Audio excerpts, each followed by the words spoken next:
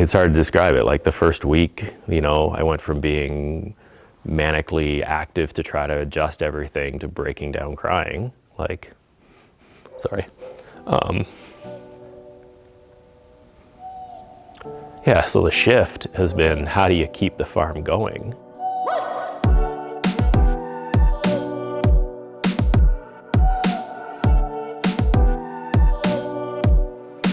This is going to be our 4th season of reviving the farm that my partner Emily grew up on.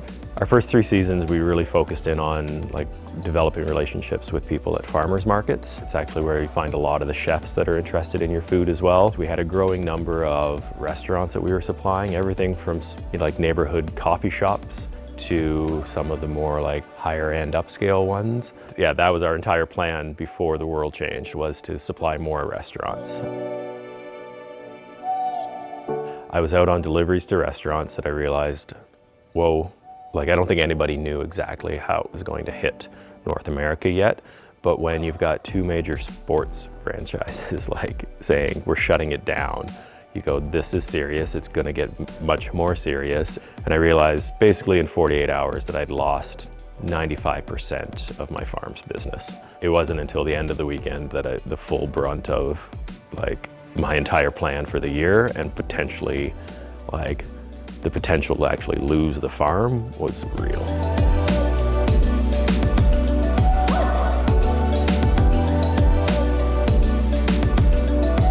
The way it really works is it's modeled off of an actual farmer's market.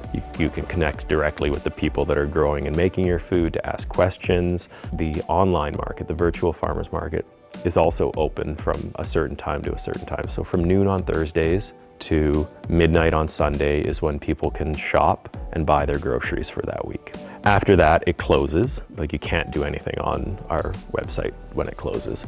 Behind the scenes, all the farmers and vendors are being notified about what's sold so that they can harvest it when the market closes, so that it's arriving here at the food hub a day or 2 days before it's getting delivered, right? So this is like straight fresh from the farm and the people making the food to people's doorsteps. So I've got a team of people that will package and prepare the orders that are going out the next day. In the evenings, they'll come in, we'll start packing the orders, getting them all ready so that ideally the driver, the only thing they have to be doing is loading those crates into the back of the delivery vans. And then when the food arrives, boom, driver's just dropping it off, no contact, and getting back in the truck, moving on to the next one. That's kind of the flow of the day.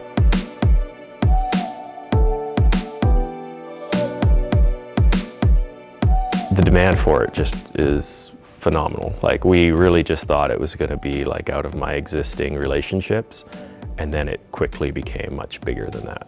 I'd say that what a lot of us are hoping is that this will be here after the current state. And the reason why is because this idea isn't new. It's definitely not mine. All of our habits and ways of living and doing have been just torn apart. And so there is a hopeful window where we can create a new way of getting local food to people. The big thing about this is farmers get to set their prices, right? They're already saying that because of this, they're spending less time in their trucks delivering food and more time in the fields growing and making food. The challenge is really just going to be to make sure that we deliver on the full potential of it, because there's a huge amount of potential for what this thing could be.